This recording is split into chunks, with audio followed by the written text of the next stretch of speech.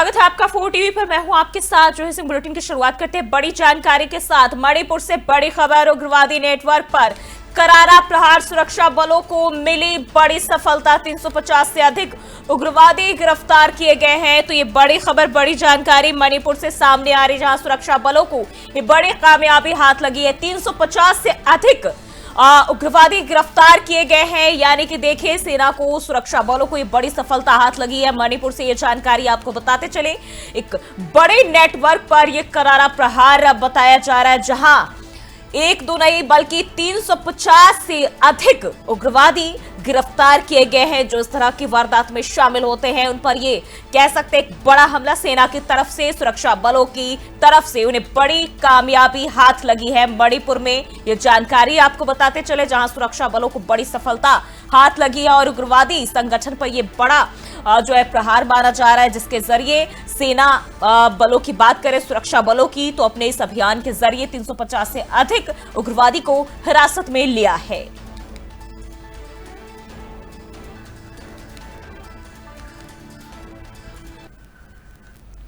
बढ़ते आगे, भोपाल के रविंद्र भवन में राज्य कर्मचारी संघ के सम्मान समारोह का आयोजन हुआ, जिसमें मुख्यमंत्री मोहन यादव शामिल हुए। कार्यक्रम में उन्होंने राज्य कर्मचारियों के योगदान की सराहना की और उन्हें सम्मानित भी किया। मुख्यमंत्री ने कर्मचारियों के हित में सरकार की प्रतिबद्धता भी दोहराई है।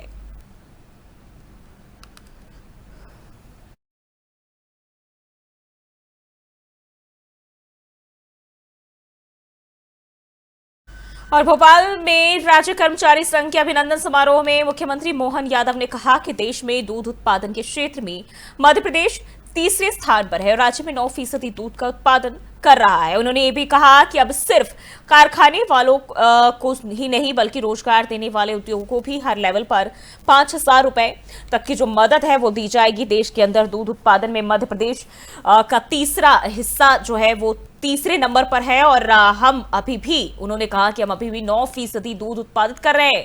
पहले केवल कारखाने वालों को बिजली के बिल, रजिस्ट्री और अलग अलग प्रकार के टैक्स की छूट मिला करती थी, लेकिन अब अगर रोजगार देने वाले उद्योग यहां आते हैं तो प्रति लेबर 5,000 से ऊपर तक की हम मदद करेंगे। यानी कि सरकार की तरफ से 5,000 रुपए तक की मदद की जाएगी। ये जरूर एक आपसे निवेदन करना चाहूंगा, थोड़ा आप मदद करना। हमने अपने रोजगार दिलाने के उद्योग धंधों का भी अभियान चलाया, क्योंकि ये मान के चलो कि 9 करोड़ की आबादी मध्य प्रदेश की है। सारे सरकारी पद मिला लो तो 10 लाख भी नहीं होते सारे पद, तो बाकी बड़े सारे पैमाने पे लोग क्या करेंगे? तो वो अपने अपने अलग अलग काम धंधे, रोजगार, सब प्रकार की व्यवस्था से जुड़े, लेकिन उनके साथ में भी निश्चितता हो, उनकी भी मदद हो जाए, उनका भी शोषण नहीं हो। इसलिए जैसे दूध किसान के मामले में हम दूध उत्पादन में आगे बढ़ रहे हैं, क्योंकि दूध उत्पादन में मध्य प्रदेश का हिस्सा देश में तीसरे नंबर पर और 9% दूध हम अभी उत्पादित कर रहे हैं। इसको ले जाके 20% तक ऊपर जाने वाले हैं। ऐसे में कई सारी इंडस्ट्री की बात कर सकता हूँ। ये भी आपने देखा, रोजगार आधारित उद्योगों के लिए पहले तो केवल कारखाने वालों को ये मदद मिलती थी कि बिजली के बिल की छूट मिल जाएगी, रजिस्ट्री की छूट मिल जाएगी, अलग अलग प्रकार के टैक्स की छूट मिल जाएगी। अब हमने कहा कि नहीं, अगर मशीनों के आधार पर जो उद्योग चलाएंगे वो तो आपने चला, उससे कोई मना नहीं, लेकिन उसमें रोजगार नहीं मिलता, लेकिन रोजगार परक उद्योग आएंगे। और छत्तीसगढ़ के उप मुख्यमंत्री अरुण साव ने ऑपरेशन सिंदूर को लेकर बड़ा बयान दिया, जिसमें उन्होंने कहा कि पहलगाम हमले के बाद भारत ने 100 किलोमीटर अंदर घुसकर पाकिस्तान में आतंकी ठिकानों पर कार्रवाई की। अरुण साव ने दावा किया कि उन आतंकियों के जनाजे में पाकिस्तानी सेना और राजनेता तक शामिल थे, जो ये साबित करता है कि पाकिस्तान आतंकियों को संरक्षण दे रहा है। और उन्होंने भारत सरकार के सर्वदलीय प्रतिनिधिमंडल के फैसले को बेहद अहम बताया और इसके साथ ही कहा कि पहलगाम की घटना के बाद जिस तरह से भारत ने बड़ी बहादुरी के साथ पाकिस्तान में 100 किलोमीटर अंदर घुसकर आतंकी ठिकानों पर कार्रवाई की और फिर आतंकियों के जनाजे में पाकिस्तानी सेना और राजनेता शामिल हुए, इससे साफ होता है कि पाकिस्तान दुनिया के लिए खतरा बने आतंकियों को पाल रहा है। भारत सरकार का फैसला बेहद महत्वपूर्ण है ताकि दुनिया को इन सब बातों के बारे में पता चल सके। वास्तव में पहलगाम की घटना के बाद जिस तरीके से, जिस बहादुरी और जिस योजनाबद्ध तरीके से पाकिस्तान के अंदर 100 किलोमीटर तक घुसकर आतंकवादियों के ठिकाने पर कार्यवाही की भारत ने, और उसके बाद का जो दृश्य दिखा पाकिस्तान में कि आतंकवादियों के जनाजे में पाकिस्तानी सेना और पाकिस्तानी पुलिस के लोग, वहां के राजनेता, सेना के अधिकारी शामिल हुए, ये पूरी तरह से स्पष्ट हो जाता है कि पाकिस्तान आतंकवादियों की सरपरस्ती कर रहा है, आतंकवादियों को पाल पोस रहा है, जो दुनिया के लिए खतरा है। और जिस प्रकार से पाकिस्तान ने भी भ्रम फैलाने की कोशिश की, वास्तविकता सामने आए दुनिया के सामने कि किस प्रकार से ऑपरेशन सिंदूर संचालित हुआ, उसके बाद पाकिस्तान ने क्या क्या किया, ये सारी वस्तु स्थिति दुनिया के सामने जाहिर हो। इसलिए भारत सरकार का ये निर्णय बड़ा महत्वपूर्ण है कि भारत के संसद के प्रतिनिधि जो अलग अलग राजनीतिक दलों, छत्तीसगढ़ के नक्सल प्रभावित मोहल्ला मानपुर अंबागढ़ चौकी जिले के सीता गांव में आईटीबीपी की 27वीं बटालियन ने अपनी तरह का पहला पशु चिकित्सा क्षेत्र अस्पताल शुरू किया है। इस पहल से आसपास के 20 गांव के 12,000 से ज्यादा पशुओं को सीधे लाभ मिलेगा। आईटीबीपी की इस मानविक पहल को ग्रामीणों ने खूब सराहा है।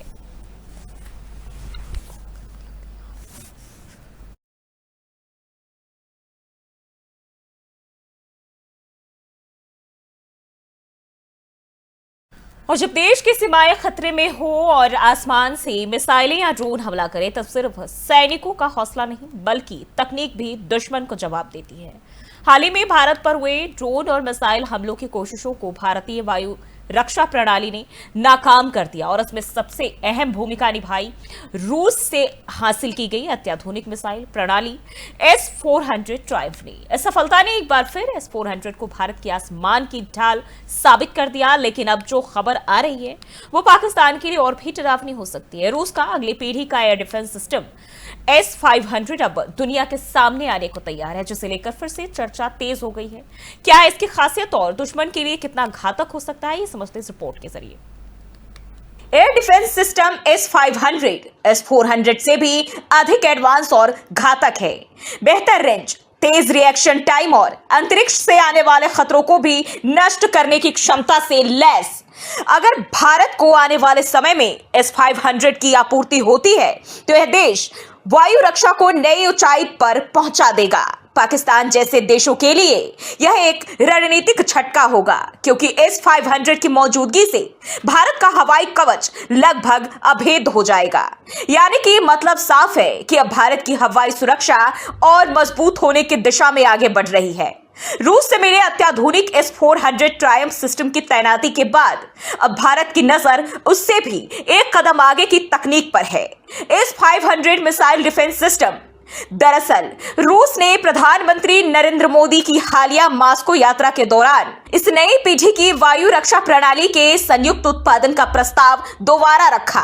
अगर यह समझौता होता है तो भारत न केवल अपनी सीमाओं को और सुरक्षित कर सकेगा बल्कि अत्याधुनिक रक्षा तकनीक के निर्माण में भी आत्मनिर्भरता की ओर कदम बढ़ाएगा। हाल ही में भारत पर हमले की कोशिश।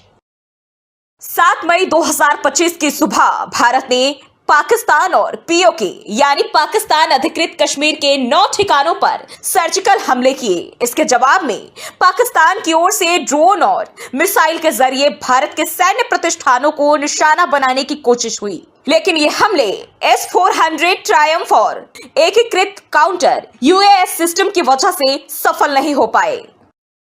S-400 ट्रायम्फ दुश्मन के लिए सुदर्शन चक्र।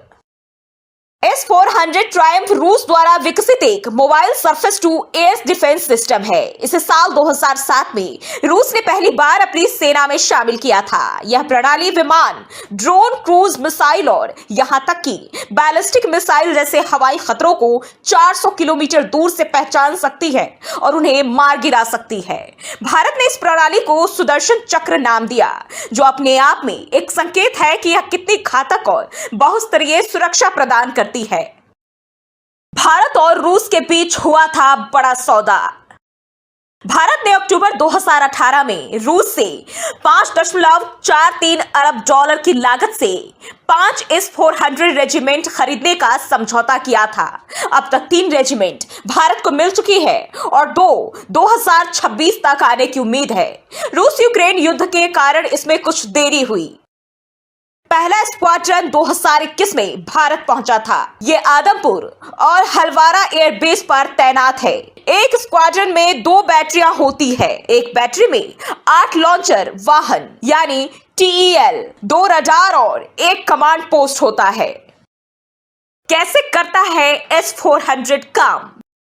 यह सिस्टम बेहद तेज और सटीक है। इसे तैनात करने में केवल 5 मिनट लगते हैं। एक साथ यह 300 हवाई लक्ष्यों को ट्रैक कर सकता है और उनमें से 36 को एक साथ निशाना भी बना सकता है। S-400 4 तरह की मिसाइलें इस्तेमाल करता है। 40N6E 400 kilometre range, 48N6E3 250 kilometre range, 9M96E2 120 kilometre range, 9M96E 40 kilometre range. यानी इन मिसाइलों की मदद से ये सिस्टम अलग अलग दूरी और ऊंचाई से आने वाले खतरों को ढूंढता है और खत्म करता है। क्यों है S-400 इतना जरूरी? दुश्मन के विमान या ड्रोन को पहले ही करता है ट्रैक, अत्यधिक ऊंचाई और लंबी दूरी से भी कर सकता है हमला। इलेक्ट्रॉनिक जामिंग यानी GPS ब्लॉक करना इससे प्रभावित नहीं होता। एक ही समय में कई खतरों से निपट सकता है। किसी भी दिशा से आने वाले हमले को रोक सकता है।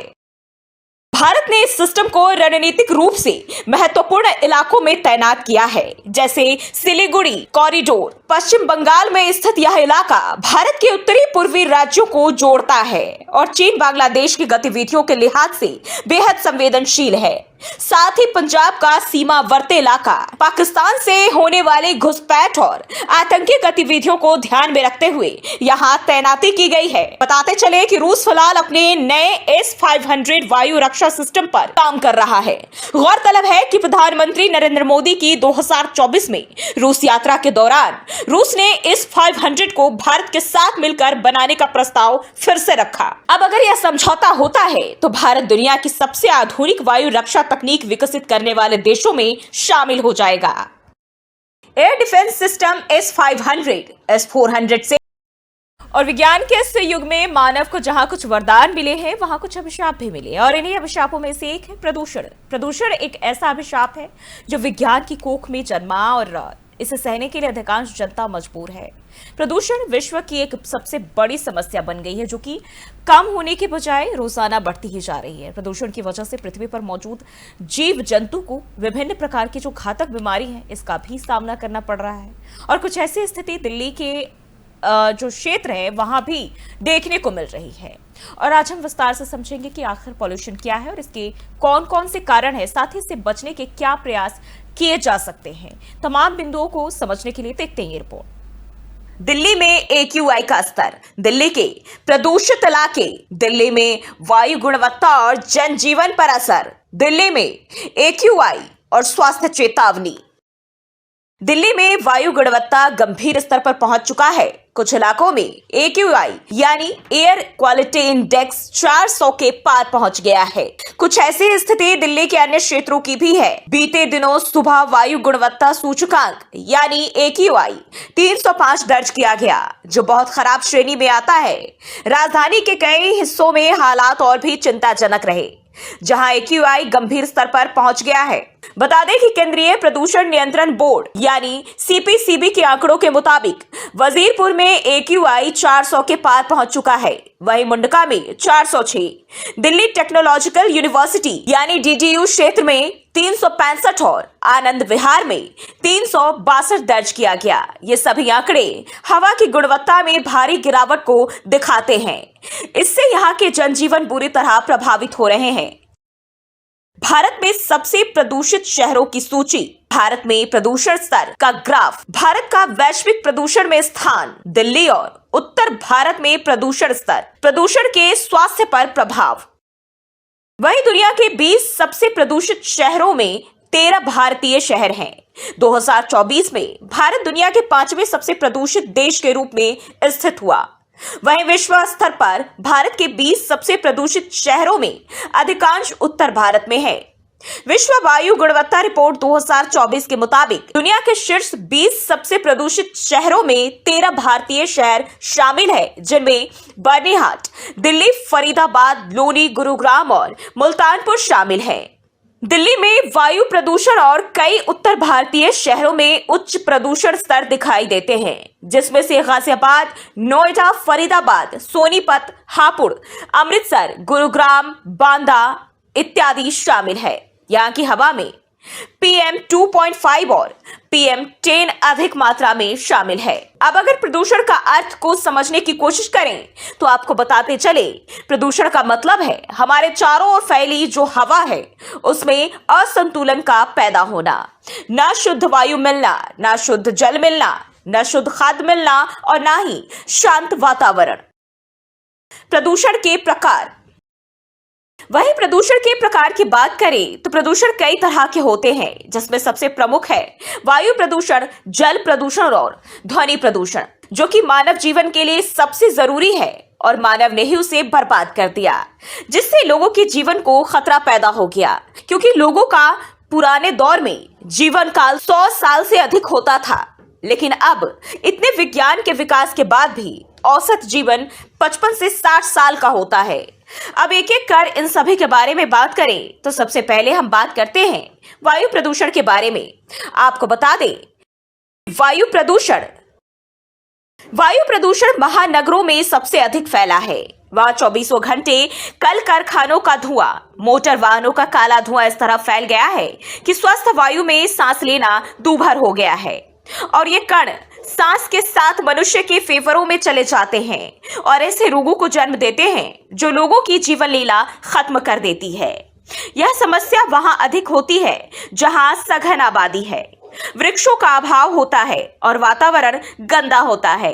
वहीं अगर जल प्रदूषण की बात करें तो आपको बता दें कि जल प्रदूषण, कल कारखानों का दूषित जल अब नदी नालों में मिलता है, जिससे भयंकर जल प्रदूषण पैदा होता है।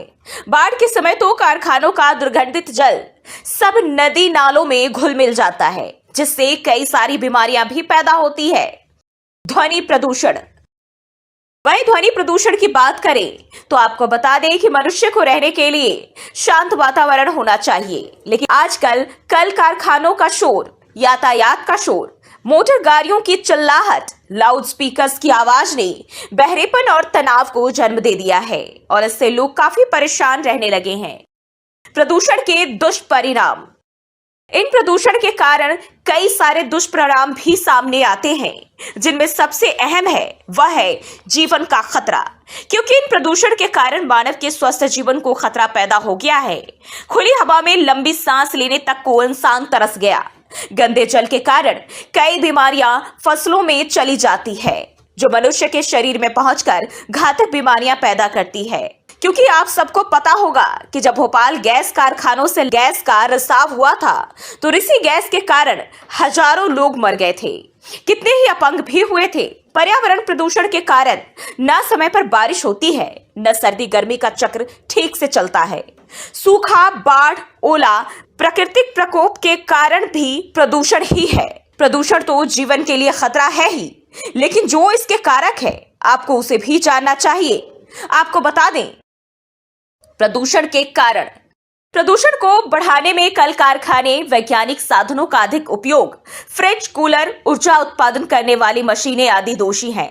प्राकृतिक संतुलन का बिगड़ना भी मुख्य कारण है। वृक्षों को अंधाधुंध काटने से मौसम का चक्र बिगड़ता है।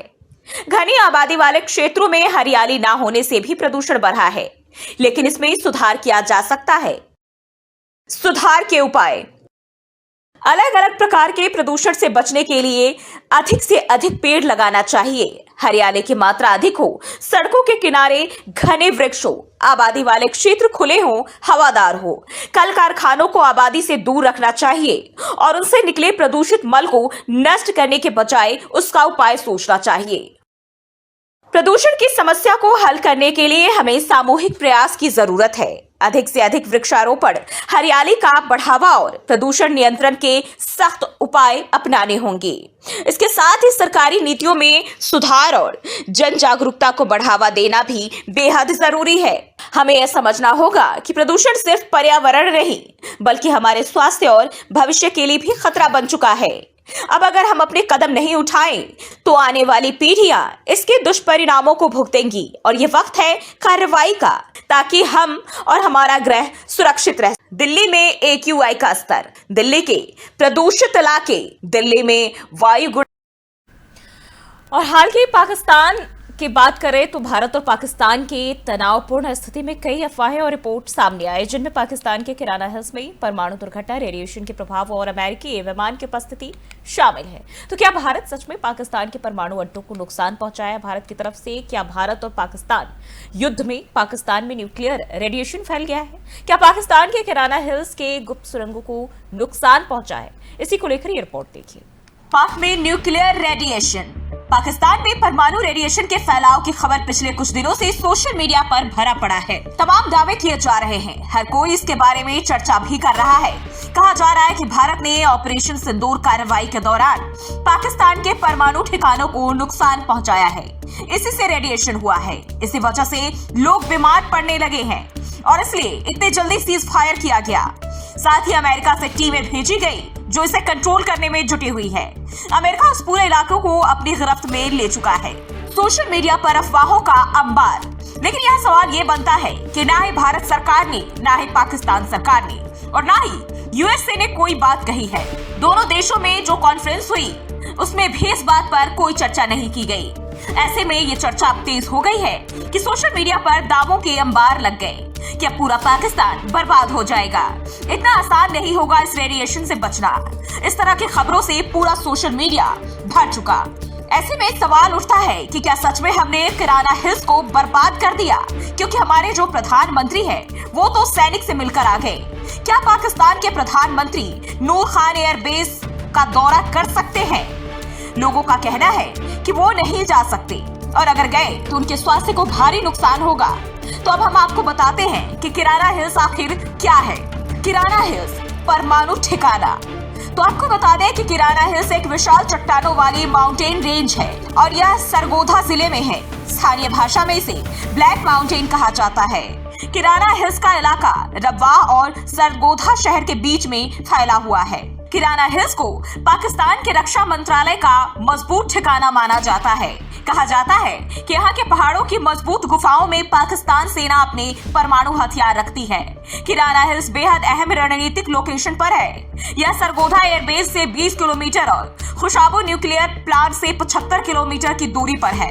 सुरक्षित मिलिट्री जोन है किराना hills.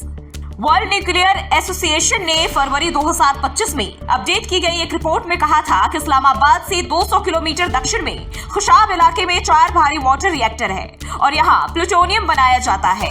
Retired colonel Vinayak Bhatt ने नवंबर 2017 में द प्रिंट के लिए लिखे लेख में बताया था कि किराना हिल्स एक बेहद ही सुरक्षित मिलिट्री जोन है और यह अपने अंडरग्राउंड न्यूक्लियर इंफ्रास्ट्रक्चर के लिए जाना जाता है। नूर खान एयरबेस पर हमला।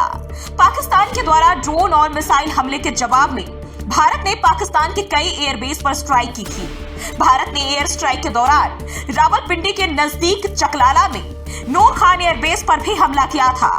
यह एयरबेस पाकिस्तान की ट्रांसपोर्ट स्क्वाड्रन का घर है और इसे लॉजिस्टिक और स्ट्रेटेजिक एयरलिफ्ट ऑपरेशंस के लिए बेहद अहम माना जाता है। नूर खान एयरबेस पाकिस्तान के स्ट्रेटेजिक प्लांट डिवीजन के हेडक्वार्टर के नजदीक है और यह हेडक्वार्टर पाकिस्तान के परमाणु हथियारों की देखरेख करता है। कब पहचाना गया किराना हिल्स? किराना हिल्स और आसपास के क्षेत्रों को 2023 की एक रिपोर्ट में सब क्रिटिकल न्यूक्लियर टेस्ट साइट के रूप में पहचाना गया, जो bulletin of the atomic scientist नामक एक एनजीओ के द्वारा पब्लिश की गई थी।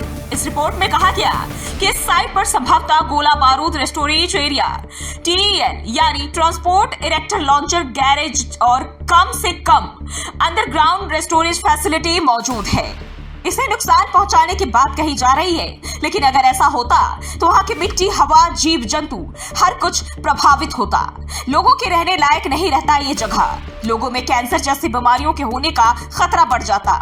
यह सिर्फ एक तरफ नहीं होता, दोनों तरफ होता, क्योंकि हवाओं और सीमाओं में हम बंध नहीं सकते। लेकिन सरकार इस बात पर कोई ध्यान नहीं दे रही है, इसलिए ऐसा लग रहा है कि ये सब गलत है। रेडिएशन फैलने की खबरों ने सोशल मीडिया पर तहलका मचा दिया।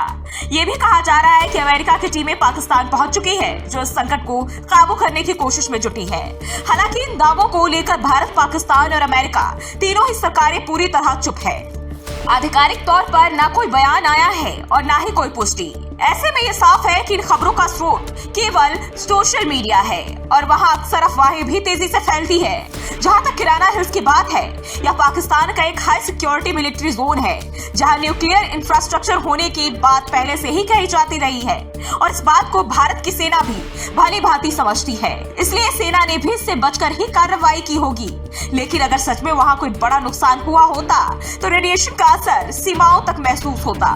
फिलहाल इन दावों की पुष्टि नहीं हो सकी है, इसलिए जब तक आधिकारिक सूचना न आए, इन अफवाहों पर यकीन करना खतरनाक। पाक में न्यूक्लियर रेडिएशन। पाकिस्तान में परमाणु रेडिएशन के फैलाव की खबर पिछले कुछ दिनों से सोशल मीडिया पर भरा पड़ा है। फिलहाल के लिए बुलेटिन बस इतना ही। देश और दुनिया की तमाम खबरों के लिए देखते रहिए 4 TV न्यूज।